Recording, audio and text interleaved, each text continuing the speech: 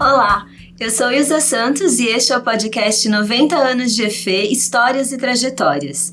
Vamos relembrar momentos da nossa escola e saber como estão os ex-alunos hoje. A convidada deste episódio é a Tatiana Freire, gestora esportiva do Comitê Olímpico do Brasil. A Tatiana se formou no bacharelado em esporte em 2003 e defendeu seu mestrado em 2010, orientada pelo professor Dr. Dante De Rose Jr. Hoje, ela é doutoranda na Unicamp. Tatiana, obrigada por ter aceitado o nosso convite e estar aqui com a gente no nosso podcast. Imagina, eu que agradeço a oportunidade, vai ser muito bacana. Vai. Então, vamos começar já perguntando para você quais são as principais memórias do seu tempo de estudante na EFE? Nossa, são muitas, assim. Eu tenho lembrança do meu deslocamento para vir para cá, né? Eu morava na Zona Leste, tinha que vir todos os dias. Eu tenho lembrança do cotidiano mesmo, ficar o dia inteiro aqui na faculdade, muitas vezes me deslocando, né, entre as unidades para fazer as disciplinas fora da EFE. Tenho lembrança da atlética, tenho lembrança dos jogos de final de semana, tenho muita lembrança das festas, né, na nossa unidade, nas outras unidades, assim. As lembranças são maravilhosas, assim, de fato foram momentos muito marcantes, assim, se eu pudesse, esse podcast é longe aqui para contar, para contar mais. Você de fato viveu, então, a vida universitária, curtiu tudo? Vivi intensamente, assim, como, eu morava muito longe, né, então demorava às vezes 2 horas para chegar e para voltar. E como o curso era integral, acho que isso ajudava, né? Então eu vinha cedo, ficava aqui o dia inteiro, às vezes não tinha aula, mas ficava por aqui e esperava o trânsito melhorar para eu poder voltar para casa. Então eu aproveitei bastante claro, durante as aulas, nas aulas, mas fora dos horários, nos intervalos, sempre buscando alguma coisa para fazer por aqui, assim, de fato foi bastante intenso. Bacana. Eu queria que você contasse um pouquinho sobre a sua trajetória, então, desde esse momento USP e participar de todas as atividades até chegar no COB. Tá. Bom, eu comecei, acho que uma coisa primeira é que eu comecei a fazer estágio muito cedo, né, então, no meu primeiro ano comecei com alguma experiência mais numa área que não me interessava muito, e logo no meu segundo ano eu comecei a fazer estágio num colégio que quase toda EFE fez estágio, o Colégio Albert Sabin, né, que era próximo.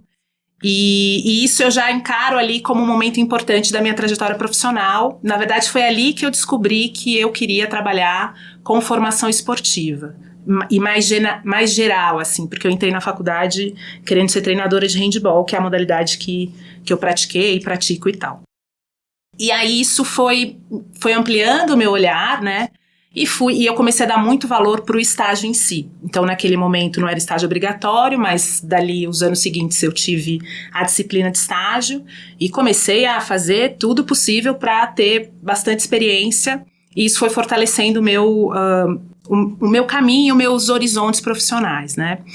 Aí, no meu 4º ano, em 2002, eu fui para o Porto, participei do intercâmbio, né, tradicional, fiz parte da segunda leva, né, que foi para lá, que isso também foi bastante marcante, reafirmou, consolidou, deu sustentação para alguns princípios e conceitos que eu tinha sobre esporte, sobre a prática esportiva, principalmente de crianças e jovens.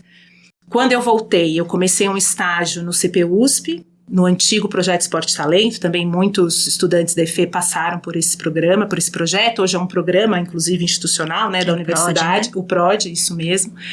E ali eu passei 11 anos no PROD, porque depois do meu estágio, eu me formei e passei a atuar, e ali também foi um momento de mudança na minha atuação. Então, eu era treinadora, na mesma época também, como muitos alunos, fui treinadora universitária aqui, né, de outras unidades. E ali eu comecei a atuar mais na parte da gestão técnica. E ali não saí mais, né? Então, durante meu trabalho no PROD, eu trabalhei no programa do Bradesco, programa Bradesco Portos Educação, que inclusive uma notícia ruim que a gente teve recente, de mudança de rumo ali, das atividades, mas enfim, trabalhei nesse projeto por 5 anos. Enquanto eu estava trabalhando no PROD e no Bradesco, eu fiz meu mestrado na EFE, também na área da pedagogia do esporte, nessa parte de, especialmente das modalidades coletivas e tal. Depois do Bradesco, eu fui para a coordenação de um projeto com polo aquático. Então, no Bradesco eu trabalhava com vôlei e basquete, então fui ampliando bastante as modalidades e conhecendo a estrutura de diferentes modalidades, né? Trabalhei com polo aquático e depois fui para o SESI São Paulo. No SESI São Paulo eu fiquei por 6 anos, também na gestão de programas e projetos esportivos deles, no estado de São Paulo.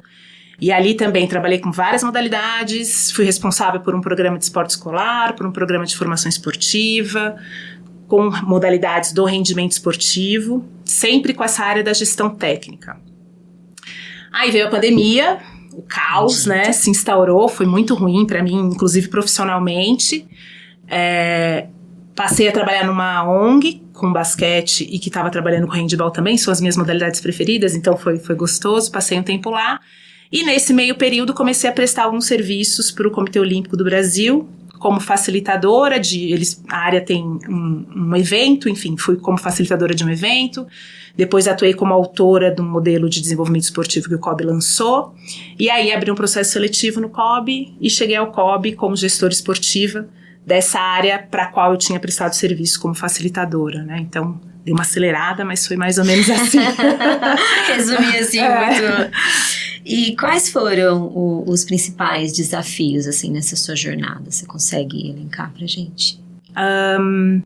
Tem um desafio que talvez que não ficou claro para mim de cara, mas hoje eu olho e vejo, que é o fato de ser mulher numa área extremamente ocupada por homens, né?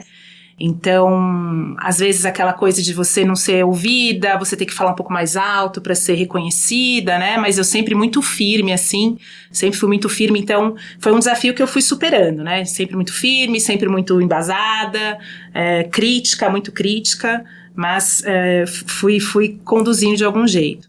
Uma outra coisa que foi essa mudança relativamente rápida, não vou dizer precoce, porque eu me achava preparada já, né, da atuação mais prática ali da treinadora para uma área de gestão técnica. Então, eu não tinha... O meu conhecimento todo, ele era vivido ali, né? Eu nunca tinha feito nenhum curso de gestão, nenhum curso específico, né?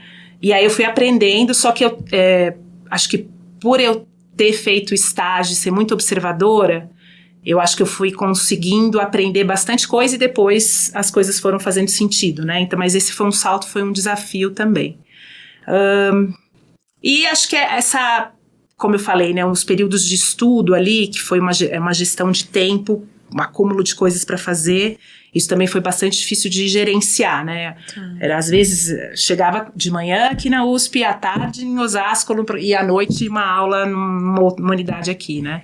Então foi uma correria, assim, foi bastante desafiador. Nessa época eu já tinha mudado pra cá, pra perto. Já não morava na Zona Leste. Não morava na Zona Leste, ia ser bem mais difícil, assim. Menos mal.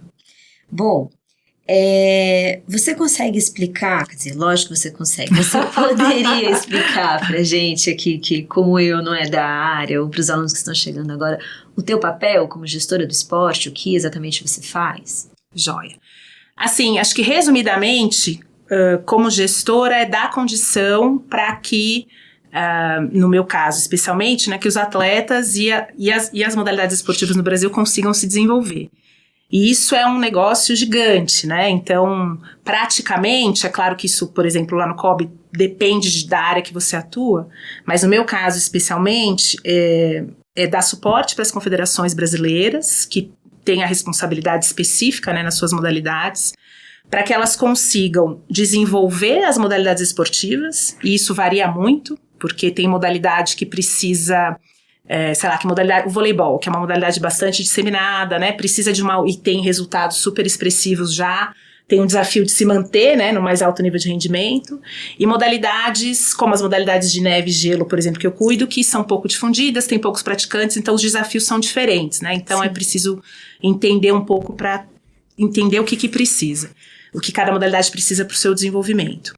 E também, no meu caso, para dar suporte para o desenvolvimento de atletas jovens. E isso também pode parecer simples, mas é bastante complexo porque o desenvolvimento dessa atleta depende de uma série de coisas, né? Então, no meu caso, por exemplo, eu atuo bastante pensando no sistema de formação de treinadores e treinadoras, né? Mas tem uma série de outras coisas que a gente atua para tentar fazer das melhores condições para que esses atletas, essas atletas e as modalidades esportivas como um todo se desenvolvam aqui no país. Entendi. Que trabalhão, hein? É um trabalhão, mas é bom, é gostoso. Como vai ser, assim, você vai ter alguma atuação nos Jogos Olímpicos de Paris este ano? Quais são as suas expectativas para a performance também dos atletas brasileiros a partir dessa sua visão e como gestora? Tá, eu ainda não sei se eu vou para Paris, né? Lá no COB, enfim, tem toda uma estrutura, tem uma equipe que é responsável pelas missões, que a gente chama, então todos esses grandes eventos poliesportivos, né, são chamados de missões. Então eles são responsáveis por toda a operação, então desde logística, uniforme, as passagens, a programação, as sedes, né, os locais, a Vila Olímpica, enfim, esse grupo é um grupo grande, é responsável por isso. Aí tem uma área de planejamento e desempenho, que tem gestores esportivos como eu, que aí são responsáveis por esse acompanhamento do desempenho desses atletas e dessas atletas olímpicos que estão já em fase de classificação, se classificando para Paris, então eles têm uma atuação direta. E eu trabalho numa área de desenvolvimento esportivo, né, voltada para os atletas jovens e para o desenvolvimento das modalidades.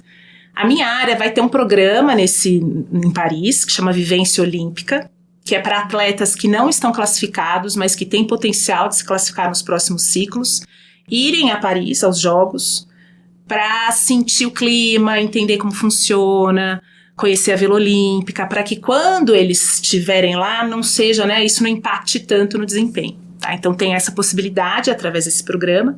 E também o COB tem uma prática de selecionar colaboradores de outras áreas para que possam ir para Paris. Então eu estou na expectativa ainda se vou ou se não vou, quero muito ir. Acho que os Jogos Olímpicos têm uma atmosfera, é um negócio que vivendo, assim, para quem é do esporte mesmo, é maravilhoso. Mas eu acabei de voltar, literalmente cheguei ontem à noite da Coreia do Sul. Meu Deus! Lá rolaram os Jogos Olímpicos de Inverno da Juventude, né? Então, tem os Jogos Olímpicos, enfim, que é mais famoso, conhecido, dos atletas mesmo, mas também existem os Jogos Olímpicos da Juventude, são atletas jovens, varia um pouco a idade, mas no geral entre 15 e 18 anos, 15, 17 e 18, e foram os Jogos Olímpicos de Inverno. Pode parecer estranho, mas a gente estava lá com uma delegação brasileira pequena de 17 atletas, mas foi a maior delegação que o Brasil já conseguiu enviar para esses Jogos. Foi muito bacana, eu estava numa função diretamente ligada à minha área, né? A gente chama de serviços esportivos, então, para dar suporte para os atletas, treinadores, chefes de equipe na questão esportiva, acompanhar também o desempenho desses atletas jovens que estão no nosso radar, né? Na nossa área que a gente tem acompanhado. E foi uma experiência bacana, por estar num país bastante diferente, Sim. por estar numa missão grandiosa como essa, e porque também a gente teve resultados bastante legais, né? Então eu falei do nosso maior número de atletas, a gente teve 4 top 10, assim, né, em diferentes modalidades, e a gente conseguiu conquistar a primeira medalha do Brasil em Jogos de Inverno, que foi uma medalha do snowboard cross, uma medalha de bronze, que isso assim, reverberou super positivamente, todo mundo, né, tem falado isso. Meu filho tá falando, mamãe, eu tava vendo alguma coisa no YouTube e apareceu aquele menino que tirou foto com você. Então, tá impactando, é bem legal. Sim, então, muito bacana. Então é isso. Paris tá ali, né, é isso, a minha área, pessoalmente, claro, tem Jogos de Paris, tudo que ele representa, mas a minha área tá pensando em Brisbane, né, tá pensando em 32, tá pensando em Los Angeles, 28, 24, 28, 32, nos Jogos 26 também e 30 de inverno, para que esses atletas com os quais a gente trabalha hoje tenham condição de chegar lá. Mas que legal. É muito bacana que você consegue prospectar, né? Ver o resultado do teu trabalho hoje. E depende, né? É isso. Assim. Os atletas que vão estar lá, os atletas que estão lá em Paris, tiveram um caminho muito longo, né? Uhum. E é super importante que esse caminho tenha sido bem conduzido, e é isso que a gente tenta contribuir para que cada vez mais atletas tenham condições de chegar nesse estágio. Lá. Tá certo. Como que o conhecimento que você adquiriu na IFE durante a sua formação influencia na atuação profissional, assim? É uma coisa, é meio complexo, né? Toda vez que eu olho assim para a trajetória, eu falo, deixa eu ver o currículo, né? Claro que tem conhecimentos adquiridos aqui que eu uso muito mais do que outros, né? Mas eu diria que mais até do que as disciplinas, acho que a universidade pública e aqui a EFE, ela possibilita um contato. Primeiro, acho que tem de fato uma qualidade da informação que a gente recebe, né? Então, né, ter, claro que às vezes mais para uma área do que outra, mas ter contato com profissionais, docentes, pesquisadores e pesquisadoras renomados nas áreas, numa biblioteca, né, imagino que ainda seja a maior e melhor biblioteca na área, você ter a possibilidade de participar de eventos aqui com pessoas que são conhecidas, então acho que tudo isso vai trazendo um corpo de conhecimento, que é isso, é difícil de separar, né, mas que sem dúvida foram importantes para minha formação.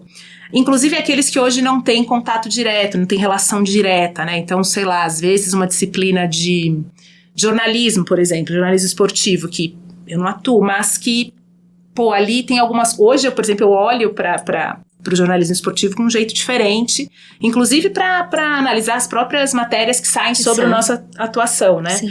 Então, eu acho que tem um papel importante, acho que pela qualidade da informação que a gente recebe, mas também por estimular que a gente sempre vá atrás e pesquise cada vez mais, e estude mais, e faça as relações, né, do que a gente está aprendendo aqui com a prática, enfim. Acho que dessa forma meio complexa, assim, para explicar. Elencar, né? Exatamente como... É uma pergunta, entendo. 13 anos depois de defender seu mestrado, você volta para a carreira acadêmica, para o mundo acadêmico, né? O que te motivou a voltar para a academia, para o doutorado? Então, também foi assim no mestrado, tá? O que me motiva muito a estudar é o meu trabalho, né?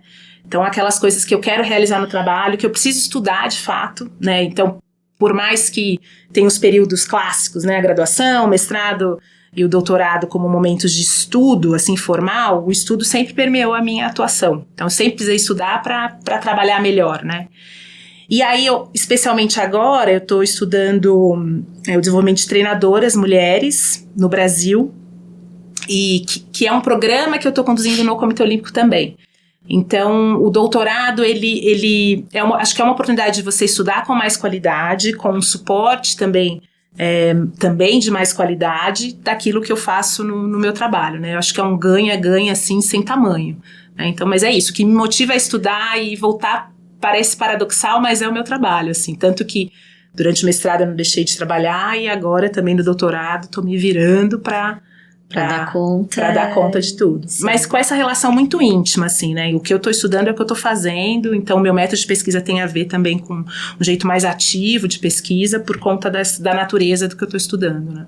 Entendi. E os seus planos para o futuro em termos de carreira?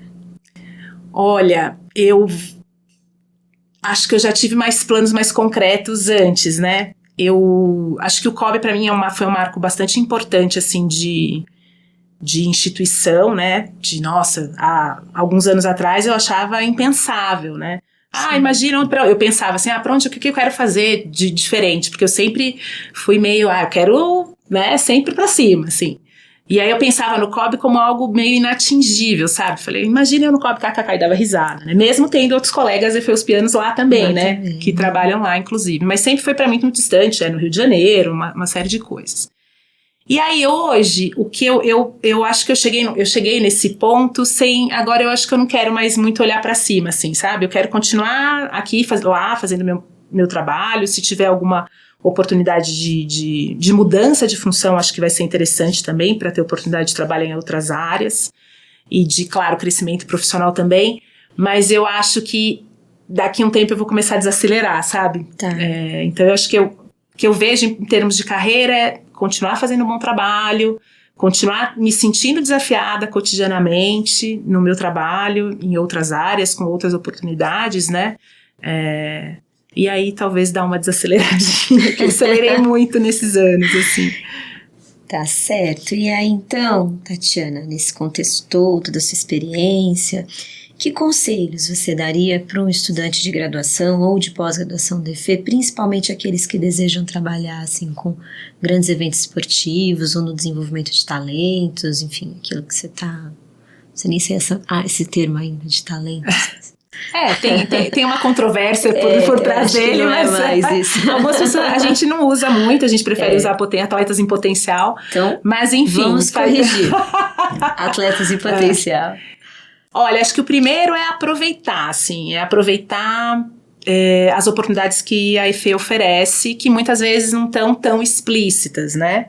Que não são, inclusive, não são só dentro da escola, mas acho que a universidade tem uma oferta de coisas, né?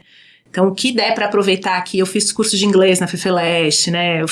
Acho que vale a pena buscar os caminhos, dar as caras e aproveitar essas coisas, né? Acho que eu lembrei de mais um. Um outro é fortalecer as boas relações, assim, né?